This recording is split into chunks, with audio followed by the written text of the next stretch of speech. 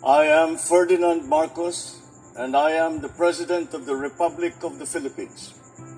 I stand today on behalf of 110 million Filipinos.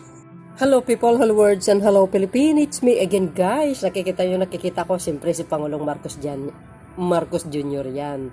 So ngayon mga kababayan, i-upload po natin yung kabuuan ng magandang news ng kanyang dalang balita galing po sa Apec Summit kung magkano ang kabuuan ng kanyang nakuhang investment dyan sa Apec Summit, no? Sideline niya po yan mga kababayan. Alam po natin ang kanyang diskarte sa panghihikayat ng mga foreign investor. Pag pumupunta siya sa mga state visit, mayroon talaga siyang ganyan. At tanging bukod lang siya na world leader na laging mayroong sideline, no? Sa mga malalaking businessman na nakikipagkita siya sa iba't ibang bansa. Dahil dyan po mga kababayan, makikita natin dito ang kabuuan ng kanyang investment. Sabi po dito guys sa Pilipinas Today, ayan no. Sinabi ni Presidential Communication ng PCO, nakatanggap si Pangulong Ferdinand Marcos Jr. ng investment pledge sa mga sumusunod na sektor. Ito po yung mga sektor, mga kababayan nyo. Kung nakikita ko, no? Telecommunication, artificial intelligence for weather and forecasting, and semiconductor and electronics, pharmaceutical and healthcare, and renewable energy agay. So nakuha rin ni Pangulong Marcos Jr. ang mga investment pledges para sa dalawang internet micro-geo satellite na nakatuon sa bansa at ang pagbuo ng Asia largest AI-driven weather forecasting program for the Philippines. Wow na wow! Samantala, nagkasundo ang Ayala Corporation Health and Variant Medical System na itatag ang unang specialty oncology hospital ng Pilipinas sa Apec trip ni Pangulong Marcos Jr. Agay, mga kababayan, this is good news for everybody. Yan po ang Pilipinas Today, Apec 2023 Pilipinas Pbbm. Yan po oh. Pbbm mag-uwi ng $672 million. Wow! Investment pledge mga bes. Alam nyo yung nagpermahan sila sa 123 nuclear power plant energy guys. 1 year negotiation sa wakas na buo din at mayroon po tayong live no na pinakita ko po yan at syempre may video ako in-upload sa permahan dyan guys ha. At ito guys single content para sa kabuuan ng kanyang nakukuhang investment. Kung nakikita ko syempre $1 million yan mga bes ha. Kayo na lang mag times guys kung magkano ang equivalent sa Philippine money yan ha. Nakakuha si Pangulong Ferdinand Marcos Jr. ng aabot ng $672.3 million, equivalent to 37.3 billion. Ayan pala ang equivalent niya mga besyang na halaga ng investment pledge sa kanyang pagdalo sa 13th Asia Pacific Economic Corporation Apec Summit Economic Leaders Meeting sa San Francisco, California noong nakaraang linggo ayon sa palasyo.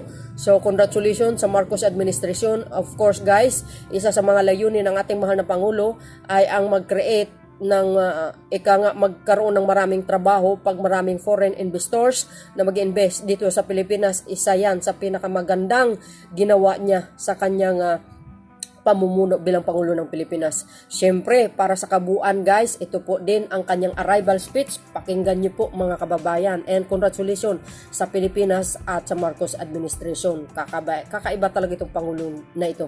But before niyo panoorin, don't forget to like, hit the button bell para lagi kayo update guys sa aking mga upload videos. Bye and God bless Philippines. Babus!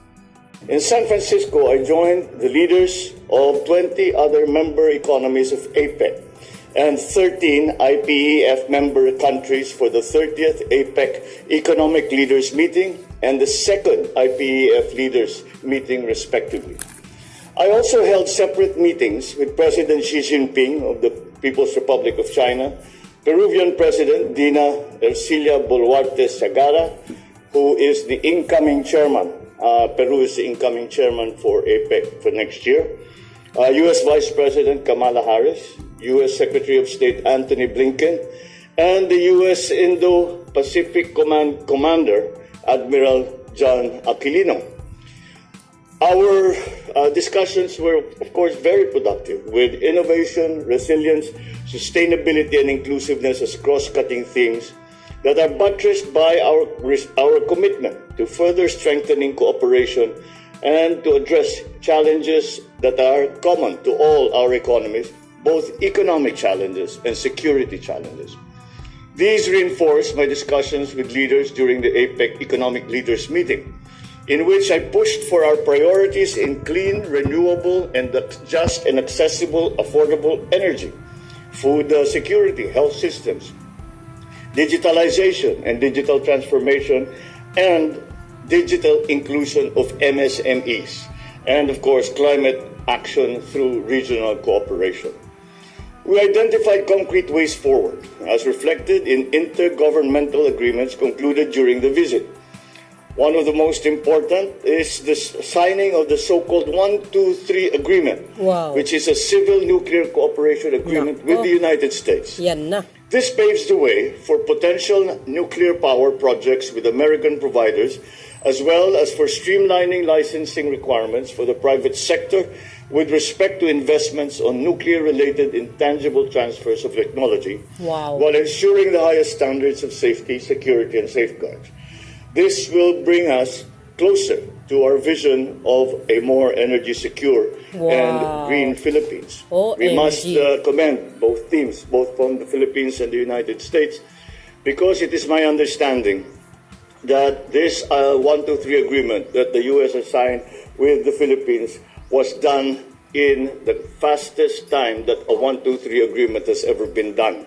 And that is why we have to congratulate both teams and for a job well done. And thank you to the United States for the support in this matter. We signed on to the IPEF supply chain agreement.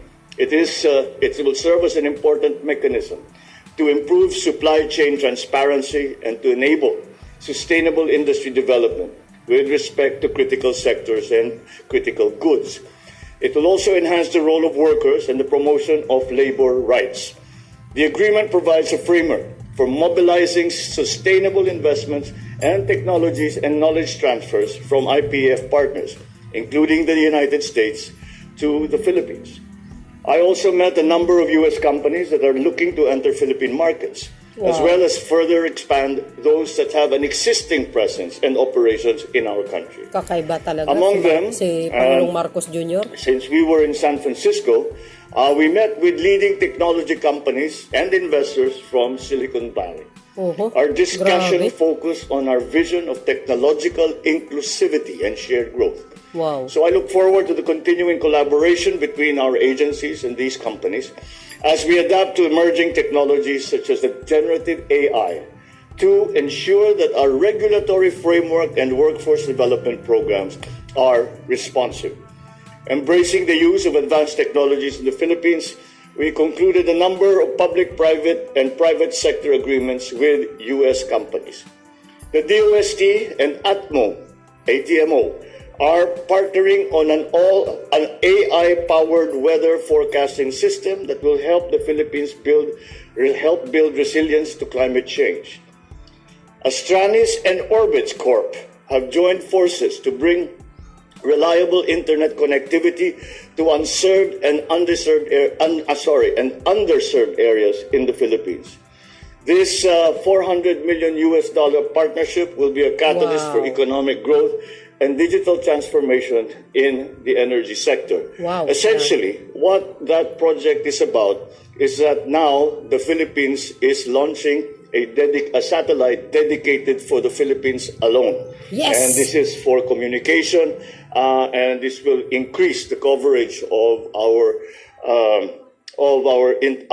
the coverage of our internet providers. Galing. And by the way, we named the satellite Agila. In the energy sector, UltraSafe Nuclear Corporation and Meralco are undertaking pre-feasibility studies on micro-modular reactors. This partnership is a significant step, and the government is continuing to be committed to finding ways to reduce greenhouse gas emissions and to increase resilience to climate change. We were able to sign that pre-feasibility agreement simply because the 1-2-3 agreement with the United States had been perfected, and that now gave us the green light to continue with those projects that have really been in the offing, waiting in the wings for the 1-2-3 agreement. In the pharmaceutical sector, Lloyd Laboratories and DifGen Pharmaceuticals have formed a joint venture for the product development and export of pharmaceutical products to the U.S. The Philippines is emerging as one of the fastest growing pharmaceutical markets in Southeast Asia, and this joint venture is a significant step towards expanding the country's local production share.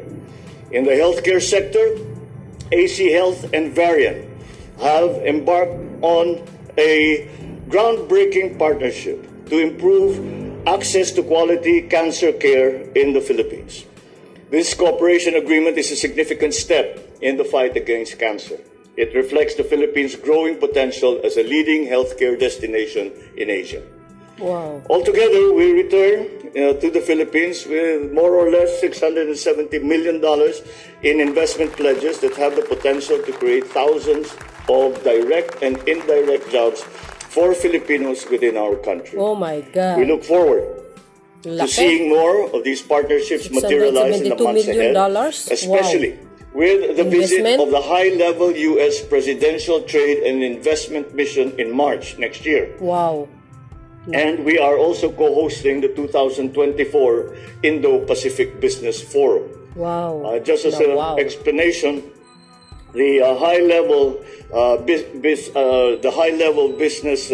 delegation that is coming is a delegation that was formed by President Biden himself, and upon the request of the Philippines to explore the different opportunities for investment and for operations here in the Philippines, especially in the targeted sectors that we have been speaking about. And this is, in fact, a new feature, as there has never been a presidential high-level delegation to any country before. And that is, again, because of our continuing strong partnership with the United States. Yes. Of course, earlier today, I capped my visit with a speaking engagement at the Daniel Inouye Asia Pacific Center for Security Studies, where I shared my reflection on the most crucial challenges to our common aspirations of a peaceful and prosperous future for the Philippines and the region, securing the peace in the West Philippine Sea, and securing strategic sectors and critical infrastructures up to and including cyber security and strengthening of our digital space. Despite the evolving and complex challenges, my message was one of optimism, that together with the U.S., our oldest and only treaty ally, and our growing network of other partners, we will be able to bring peace, stability, prosperity to the Indo-Pacific region, as long as our partnerships are based on mutual trust and respect for one another as sovereign equals, and that our actions are anchored in international law, including the UNCLOS and the 2016 Arbitral Award. Maraming salamat at magandang gabi po sa inyong lahat. Yeah. Wow. Grabe. Laki ng investment.